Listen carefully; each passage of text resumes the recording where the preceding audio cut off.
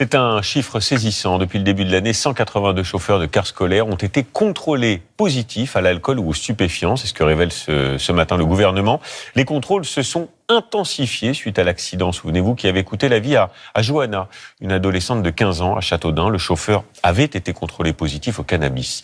Les explications avec Jocelyn Debroux, Benoît Chavat et Frédéric Bonne. Pendant que les élèves descendent à peine de leur car ce matin, ces gendarmes des Yvelines procèdent à un contrôle inopiné sur tous les chauffeurs de transport scolaire. Bonjour monsieur, gendarmerie, on fait les contrôles. Avec ce conducteur, premier test salivaire pour détecter la présence de stupéfiants. Et vous le mettez dans votre bouche et vous frottez à l'intérieur de votre joue, s'il vous plaît, des deux côtés. Le résultat est négatif. Cet autre chauffeur va lui devoir se soumettre à un test d'alcoolémie. Voir s'il a encore de l'alcool ou pas dans le sang, et donc on voit bien que c'est 0.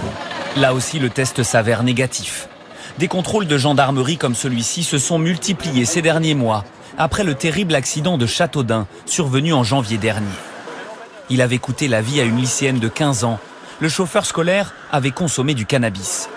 Ce drame a provoqué une prise de conscience et un renforcement des contrôles. Sur les 30 000 chauffeurs scolaires contrôlés depuis, 119 ont été testés positifs à un stupéfiant, 63 à l'alcool. Tous encourent une suspension de permis, une amende et un licenciement. Depuis 2015, la loi impose pourtant déjà un éthylotest anti-démarrage. Pour pouvoir commencer à conduire ce matin, Michel Vidal doit s'y soumettre, comme chaque jour. Alors là, quel est le résultat? Test OK, donc ça me permet de démarrer. Le ministère travaille désormais sur un autre système anti-démarrage, cette fois pour les stupéfiants, un système réclamé par les fédérations de transport. En attendant qu'un équipement existe et puisse être mis en place dans tous les véhicules, il faut faire des tests par les forces de l'ordre sur route ou des tests en entreprise. Pour l'heure, ces entreprises n'ont l'obligation de mener sur chaque chauffeur qu'un seul test aléatoire sur les stupéfiants, chaque année.